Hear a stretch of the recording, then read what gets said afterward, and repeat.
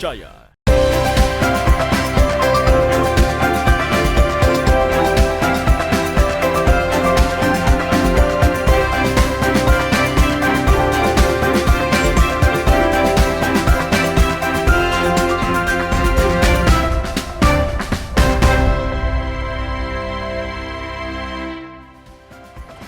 Selamat pagi saudara, apa kabar Anda hari ini? Senang sekali saya Linda Wirawan dapat kembali menjumpai Anda di program Sapa Sulsel edisi hari ini. Seperti biasa, kami akan menghadirkan beragam informasi yang unik dan menarik tentunya untuk menemani aktivitas Anda di pagi hari ini. Saudara, anak autis merupakan salah satu anak berkebutuhan khusus yang mengalami gangguan perkembangan saraf. Masyarakat harus mengetahui bagaimana seharusnya bersikap terhadap anak berkebutuhan khusus, termasuk orang tua si anak. Di Kota Makassar, ada wadah bagi orang tua anak autistik untuk saling menguatkan dan berbagi informasi. Lalu, pembinaan seperti apa yang dilakukan kepada sang anak? Hal ini akan kita bahas bersama dengan dua narasumber kita. Sudah hadir di tengah-tengah studio Kompas TV, ada Sinta Werorilangi Kristanto, selaku Ketua Persatuan Orang Tua Anak Autistik Makassar atau POAM. Ya. Selamat pagi Bu Sinta. Selamat pagi. Bagaimana kabarnya hari ini Bu? Alhamdulillah baik, siang hari ini. Oh baik. Iya. Dan kita juga sudah hadir di tengah-tengah studio Kompas TV ada Ibu Ninyoman Ana selaku Sekretaris POAM. Selamat pagi Ibu Ana. Selamat pagi Mbak Linda, sehat alhamdulillah. Baik. POAM atau di sini tertulisnya POAAM seperti itu ya. Persatuan Orang Tua Anak Autistik Kota Makassar. Saya ke Bu Sinta terlebih dahulu. Ya. Bu Sinta, kalau kita bisa bercerita lebih jauh, sebenarnya apa sih latar belakang terbentuknya POAM ini? Bagaimana sejarahnya, kapan berdirinya? Ini silakan Bu Sinta. Iya, baik. Jadi Persatuan Orang Tua Anak Autistik yang kami biasa singkat POAM ya, itu didirikan oleh beberapa orang tua pada tahun 2002. 2002. Iya. Ini sudah lebih dari satu dekade Bu ya, Iya. sudah hampir 20 tahunan Iya, Bu ya. Iya, sudah lama.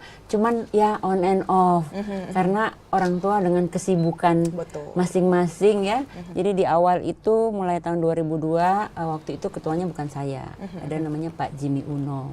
Dan ini juga diinisiasi oleh Ibu Eli Yusuf, yang istri dari almarhum Ibu Eli Yusuf, istri dari Bapak Jenderal M. Yusuf yang punya rumah sakit akademis.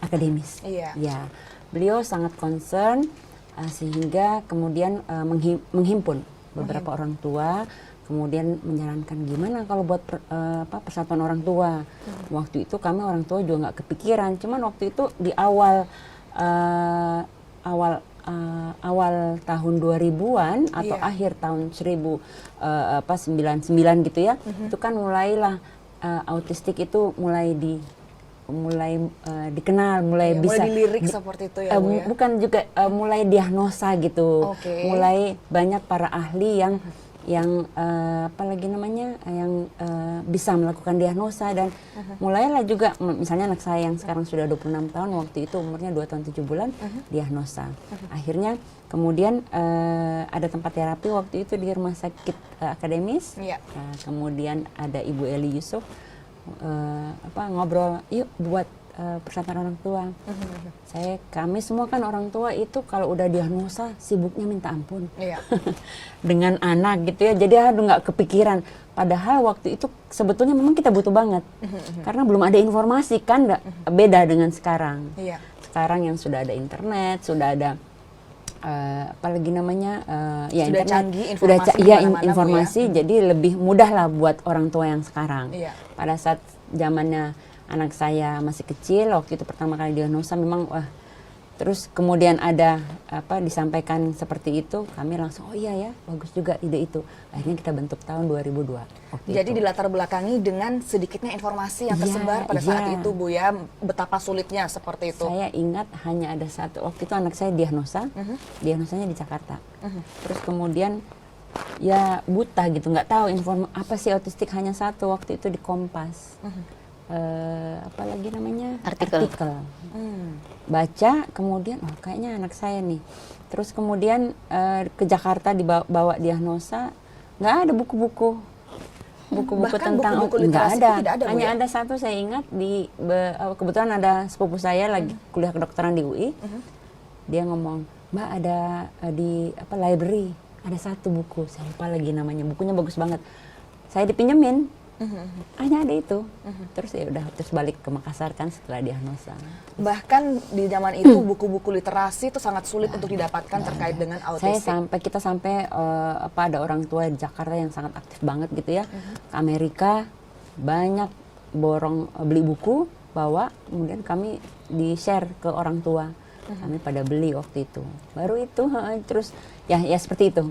Baik, Sehingga jadi itu kita, memang kemudian sejarah panjang ya. Kemudian kenapa terbentuknya POAM ini di tahun 2002 dilatar belakangi dengan sedikitnya informasi terkait dengan anak autis. Saya ke Ibu Ana. Ibu Ana kemudian lantas dengan terbentuknya di tahun 2002 sudah hampir 20 tahun lebih kemudian terbentuknya POAM ini, program-program seperti apa kemudian yang diangkat oleh POAM ini, Bu Ana? Ya, terima kasih Mbak Linda. Kalau saya sendiri bergabungnya itu 2014 kalau nggak salah. Jadi anak saya itu sebenarnya agak telat, Bu Sinta agak cepat ini diagnosanya 2 tahun. Anak saya 4 tahun sebenarnya. 4 tahun? Iya, biasa kan kalau zaman saya dulu tahun 2000, anak saya lahir 2010, dia nggak bicara itu sebenarnya dari 2 tahun. Tapi kan orang dulu-dulu tuh biasanya nanti bicara, nanti bicara, kasih sekolah aja gitu-gitu. Tapi akhirnya kita sampai pada momen kita harus cari tahu ini anak akan semakin besar. Dan kebetulan ketika waktu itu cari-cari informasi di Makassar ada POAM ini.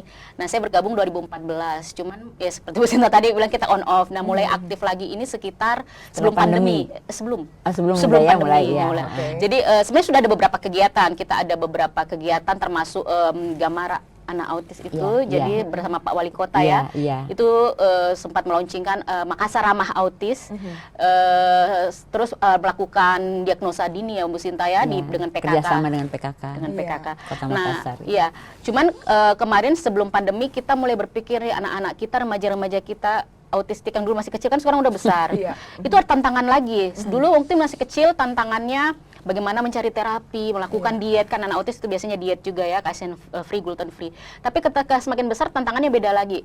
Pendidikannya misalnya, biasanya kan kalau sudah SMA terus mau kemana? Nggak tahu lagi mau ngapain karena biasanya bahkan SD ke SMP pun masih cukup sulit ya mencari sekolah yang inklusif. Terus setelah SMA ngapain? Nanti bagaimana mereka ke depannya? Akhirnya kita berpikir bagaimana kalau kita fokus pada remaja-remaja autistik ini juga, selain tentunya tetap melakukan yang edukasi yang lain, termasuk membagi informasi tentang penanganan dini, termasuk juga informasi edukasi terkait dengan penanganan. Nah, kita fokus pada program-program bagaimana anak-anak remaja-remaja autistik ini bisa lebih mandiri gitu.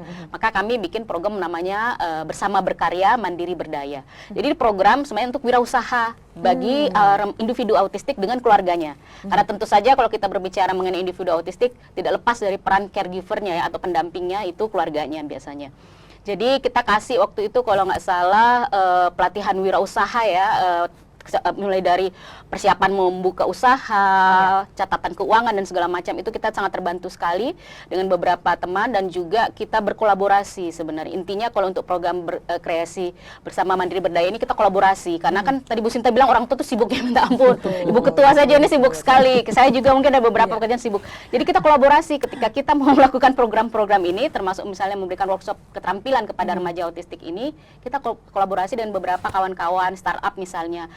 Yang kita sudah lakukan itu kita melakukan upcycling plastik bersama startup Rapo Indonesia itu, jadi UMKM ya. UMKM dia. Jadi dia anak-anak autistik kami ada sekitar 17 anak mengupcycling plastik kresek, berkolaborasi dengan Rapo oleh ibu-ibu di Untia, mereka dijahit akan menjadi sudut produk tote bag. Itu sudah sold out.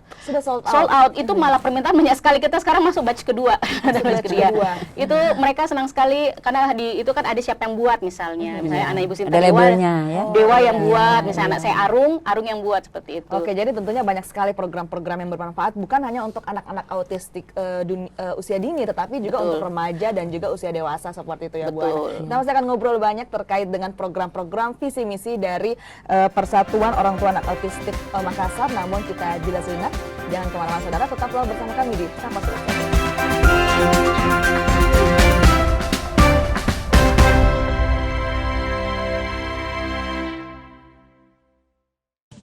Seru-seruan memang paling pas bareng teman akhir pekan.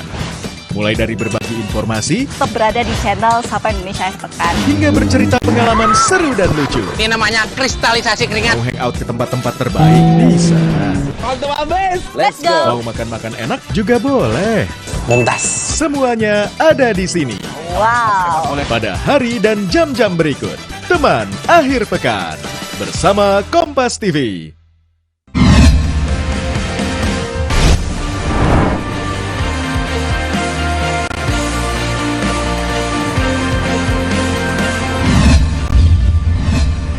Kompas TV, Rumah Pemilu. Mencari tahu, mendengarkan lebih utuh dan mendalam, mempertanyakan rasa keadilan. Saya mau minta klarifikasi. Klarifikasi. Ini tanggung jawab saya. Bapak malu nggak sih? Apakah saya dengar permintaan maaf yang benarkah backingnya para jenderal orang-orang korban? Kita mengingatkan penguasa, menghibur yang papa. Rosi. Saya, Budiman Tanurjo, menyambut Anda dalam sebuah forum berkualitas. Mencermati Indonesia dengan bijak dari kacamata kebangsaan, kita dapat menemukan banyak pemikiran konstruktif, kritis, dan taktis yang mampu menyelesaikan problem negeri ini. Satu meja The Forum live di Kompas TV.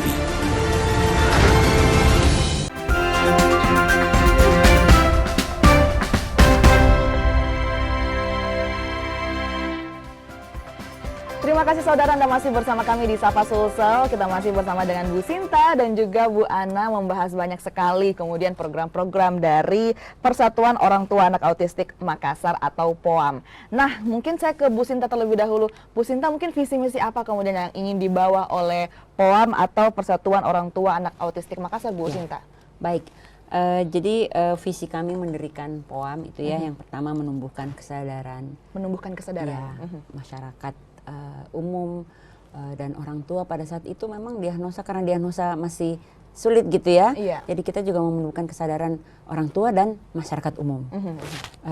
Kemudian juga sebentar, saya bisa baca sedikit ya.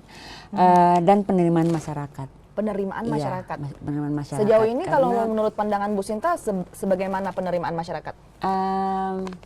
Pada saat zaman waktu anak saya masih kecil, kalau kita bawa anak gitu ya, Iya. wah dilihatin dari ujung sana sampai ujung bawah. Sama Karena masyarakat gitu ya? Jadi anak autistik itu nggak ada bedanya dengan kita yang tanda kutip normal gitu ya, karena tidak ada cacat Iya. fisik ya.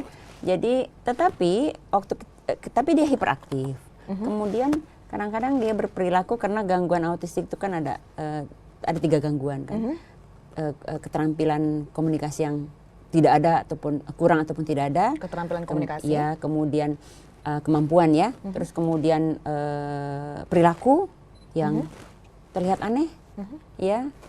Mungkin tidak aneh, tetapi begitulah caranya dia untuk berkomunikasi atau mau menyapa. Kemudian juga tidak bisa bersosialisasi. Jadi akhirnya terlihat pada saat orang memperhatikan jadi terlihat aneh. Terlihat berbeda. Terlihat seperti berbeda, itu ya? ya terlihat berbeda. Kemudian ya seperti itu. Apalagi kalau kita ke tempat publik, kemudian mungkin makan bersama atau ke mall. Kalau dia hiperaktif, dia lompat-lompat. Atau kadang-kadang dia kalau mau tahu namanya orang, seperti anak saya, dia langsung ke depannya gitu, tidak menyapa. Iya. Mau tahu nama, tapi kan kalau kita yang tanda kutip normal, kalau kita tidak kenal kan kita tidak, nama kamu siapa? Tidak semua orang kita. Tapi anak ini bisa seperti itu. Kalau dia masih kecil mungkin masih cute gitu ya. Tapi kalau dia sudah remaja misalnya, iya. bisa orang menganggap, wah ini apa ini? Terus karena kan kalau berbicara itu depan sini gitu, hanya beberapa senti misalnya ya. Kayak gitu.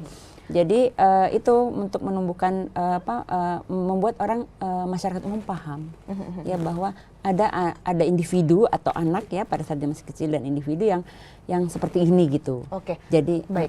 Saya ke Ibu Ana. Bu Ana, kalau tadi seperti yang dikatakan oleh Bu Sinta untuk kemudian merangkul masyarakat seperti itu ya, untuk kemudian bagaimana pandangan mereka terhadap anak autistik. Sedangkan kalau menurut pandangan Bu Ana sekarang, kalau tadi kan yang dibahas oleh Bu Sinta zaman-zaman dulu nih Bu, kalau zaman sekarang kira-kira bagaimana pendapat Bu Ana terkait dengan penerimaan masyarakat?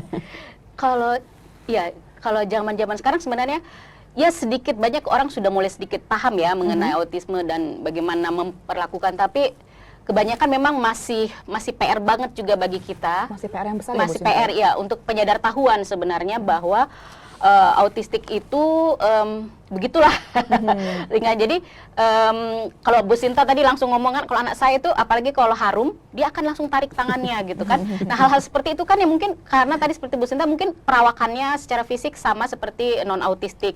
Tetapi terutama yang remaja ya, itu kan bisa dianggap pelecehan dan segala macam, padahal itu caranya berkomunikasi seperti itu. Nah, itu memang PR kita untuk lebih mengedukasi masyarakat sebenarnya bahwa autistik itu mungkin perilakunya seperti ini, dan juga PR bagi kita orang tua supaya perilaku anak kita itu bisa mainstream. Jadi kalau orang lain mungkin anti mainstream, kalau kita harus mainstream anak-anak kita. Jadi maksudnya berlaku seperti yang orang-orang lainnya gitu.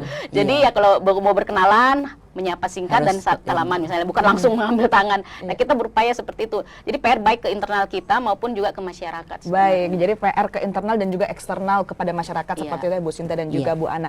Nah, mungkin kita bisa berbicara sedikit mengenai pengalaman-pengalaman tentunya dengan banyak pemirsa, mungkin orang tua di luar sana yang mungkin seperti kata Bu Sinta tadi bahwa sulit mendiagnosa, ini masih ragu-ragu apakah ini anak saya mengidap autis atau tidak. Nah, mungkin saya berbicara ke Bu Sinta terlebih dahulu.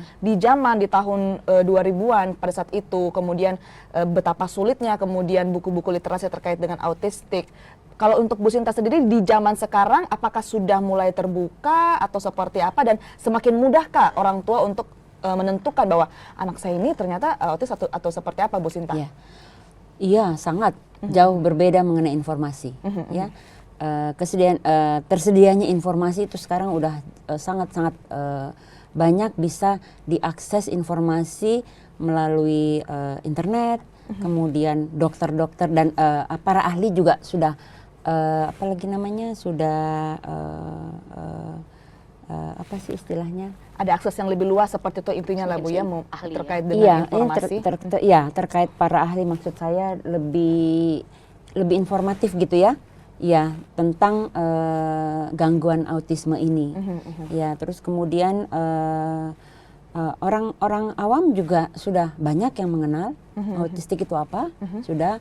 Cuman ya mungkin pandangan orang masih kalau di tempat umum ya, kemudian dengan badan yang sudah setinggi anak saya, tinggi 170-an.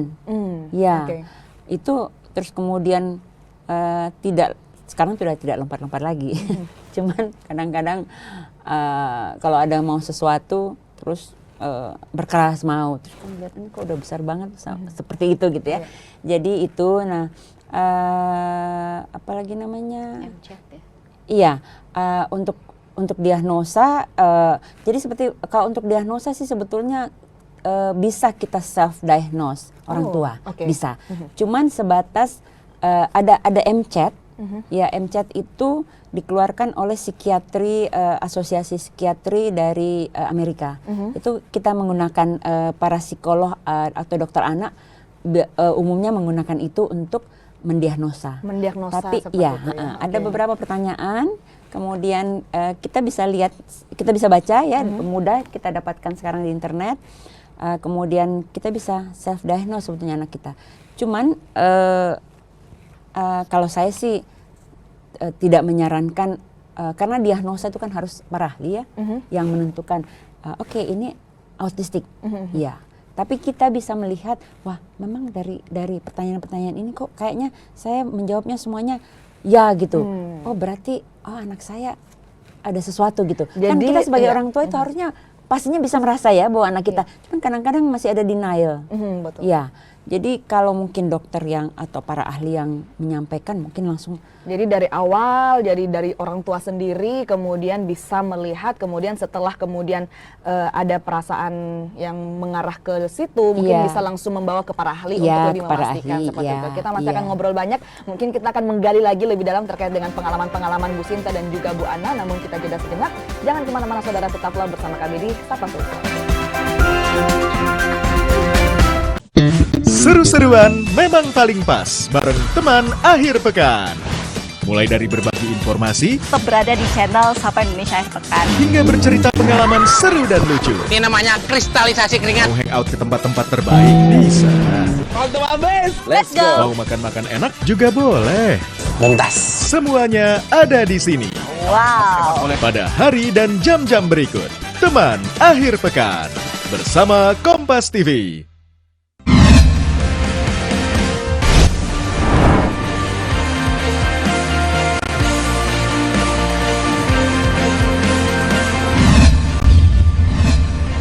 Kompas TV, Rumah Pemilu. Mencari tahu, mendengarkan lebih utuh dan mendalam, mempertanyakan rasa keadilan. Pertanggungjawaban moral. Saya mau minta klarifikasi. Klarifikasi. Ini tanggung jawab saya. Bapak malu nggak sih? Apakah saya dengar permintaan maaf yang benarkah backingnya para jenderal olah-olah menjadi korban? Kita mengingatkan penguasa, menghibur yang papa. Rosi. Saya, Budiman Tanurjo, menyambut Anda dalam sebuah forum berkualitas, mencermati Indonesia dengan bijak dari kacamata kebangsaan. Kita dapat menemukan banyak pemikiran konstruktif, kritis, dan taktis yang mampu menyelesaikan problem negeri ini. Satu meja The Forum live di Kompas TV.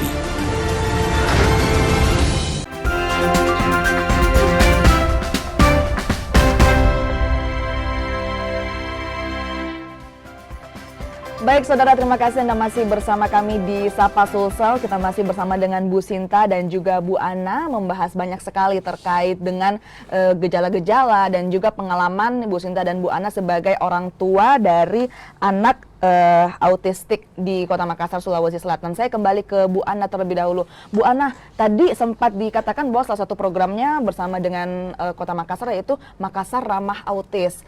Memangnya sekarang kalau dari pandangan Bu Ana di Kota Makassar, adakah ancaman-ancaman yang mengintai untuk anak-anak autis yang ada di Kota Makassar, Bu Ana? Kalau dibilang ramah, mungkin maksudnya di sini adalah akses dan akomodasi yang layak ya untuk penyandang disabilitas, terutama autis ini. Karena tadi seperti yang disampaikan, mereka kan mungkin kalau secara fisik kelihatan sama, tapi ketika mereka perilakunya atau apa bisa dianggap mengganggu bagi sebagian orang gitu. Misalnya contohnya ada baru-baru yang terjadi, ada remaja kami itu dia senang sekali dengan merek HP. Iya. Gitu. Ketika dia berada di tempat umum dan langsung mengambil HP orang, itu kan bisa saja dianggap mencuri padahal hanya pengen lihat mereknya. Nah, hal-hal seperti itu sebenarnya memberikan pemahaman kepada masyarakat bahwa autis itu ada beberapa perilakunya mungkin memang yang kelihatan berbeda dengan yang lain. Jadi maksudnya di sini ramah autis artinya bisa lebih memahami, ada akomodasi, dan beberapa autis misalnya juga mengalami gangguan sensori, misalnya tidak bisa terlalu mendengar segala sesuatu. Jadi mungkin ketika dia menutup telinga atau berteriak itu bisa dianggap kita minta untuk memaklumi seperti itu sebenarnya. Baik, sebagai kemudian orang tua yang tergabung dalam Persatuan Orang Tua Anak Autistik Makassar, bagaimana kemudian merangkul orang tua yang misalnya anaknya baru didiagnosa memiliki autisme seperti itu. Bagaimana kemudian dengan respon-respon orang tua ini, bagaimana merangkul mereka dan juga bagaimana kemudian membuat mereka menerima ke Bu Ana. Ya. Baik, ini sebenarnya tadi Bu Sinta bilang kan masih banyak denial. Karena sebenarnya tadi juga kurangnya pengetahuan tentang autisme itu sendiri, masih banyak menganggap itu kutukan, masih menganggap itu penyakit keturunan dan segala macam yang mereka malu gitu sebenarnya, itu masih denial bahwa anak saya itu tidak apa-apa gitu, nanti akan bicara atau nanti akan sembuh sendirinya. Jadi sebenarnya yang bergabung dengan POAM ini kalau nggak salah sekitar 120 ya Bu Sita ya, di WA Group kami ini itu untuk mendapatkan anggota seperti itu juga butuh perjuangan, dan tidak semua orang mau bergabung dengan komunitas gitu. Ada yang memang mau sendiri-sendiri entah kesibukan dan segala macam, tetapi kami dari POAM itu berusaha terus proaktif sebenarnya melalui media sosial kami, melalui berbagai kegiatan. Kita berjejaring juga dengan komunitas disabilitas lain atau dengan OPD-OPD yang lain, bahwa ada ini komunitas orang tua seperti itu. Bu Sinta misalnya aktif di PKK, giat terus untuk misalnya memberitahu ke teman-teman, misalnya saya dengan teman-teman di komunitas berjejaring, jadi bahwa akan semakin banyak gitu kan. Biasanya harus apa namanya ya, sebenarnya sayang sekali sebenarnya, tapi penelitian menunjukkan bahwa selalu berkembang terus, bertambah terus penyandang autisme ini. Jadi ya itu tadi, kita berusaha bagaimana supaya kita sama-sama nih dalam komunitas saling menguatkan dan kita saling berbagi informasi. Awal-awal mungkin POAM itu hanya bersifat sebagai sharing dan informasi, tapi sekarang kita sudah lebih proaktif lagi dengan lebih involved gitu. Involved dalam artian POAM sendiri kita sudah terlibat, saya pribadi juga terlibat di dalam penyusunan rencana aksi daerah penyandang disabilitas itu di Kota Makassar dan di Provinsi Sulawesi Selatan. Kalau di Kota Makassar sendiri sudah ada perda sebenarnya terkait dengan penyandang disabilitas ini, dan sudah ada rencana aksi daerah penyandang disabilitas, dan saya terlibat dalam penyusunan untuk di Provinsi Sulsel. Jadi hal-hal seperti itu sebenarnya itu bagian atau cara kita untuk menginformasikan bahwa ada komunitas kita yang kita bisa saling menguatkan, dan kita bukan lagi hanya untuk mengedukasi, tetapi kita berupaya untuk mewujudkan hak-haknya mereka gitu, untuk mendapatkan akomodasi dan aksesibilitas yang layak. Baik, saya kembali ke Bu Sinta. Bu Sinta, kalau kita berbicara mengenai anak autistik ini, Bu Sinta, bagaimana kemudian harapan dari orang tua mungkin yang menyaksikan juga yang mungkin memiliki anak autis ini, bagaimana kemudian agar anak saya ini bisa mandiri ke depannya, kemudian apa yang harus saya lakukan, Bu Sinta? Ya, ya baik, iya, terutama buat anak-anak yang sudah berusia remaja gitu ya. Remaja menuju ke dewasa misalnya. Ya, anak saya sekarang 26. 10 tahun lalu atau 10 tahun lalu ya remaja gitu kan. Ya bagi orang tua yang memiliki anak pada usia tersebut, itu memang sebetulnya dari awal sudah harus memikirkan bahwa tapi sebetulnya karena orang tua itu yang konvensional, selalu kita berpikir untuk sekolah ya. Iya, betul. Akademik ya. Jadi, tapi memang ada beberapa pilihan bagi anak autistik yang memang bisa, ya, karena kan spektrum, jadi luas ini autistik. Ada yang akademik bagus, dia bisa bersekolah tanpa didampingi, ya mungkin dia akan mengejar ke situ, ya. Tetapi bagi anak yang tidak mampu di sekolah, yang masih harus dampingi, itu yang abu-abu gitu. Maksudnya orang tua yang harus memutuskan ini mau dibawa kemana anak saya. Ya itu involvement orang tua, keputusan orang tua itu besar sekali di situ. Karena kadang-kadang kalau kita terus menunggu anak saya harus sekolah umum, kemudian ada yang kan ada gangguan komunikasi. Jadi sebagian tidak bisa 100% dua arah berkomunikasi. Kadang-kadang ada yang menunggu sampai harus bisa berbicara, berkomunikasi.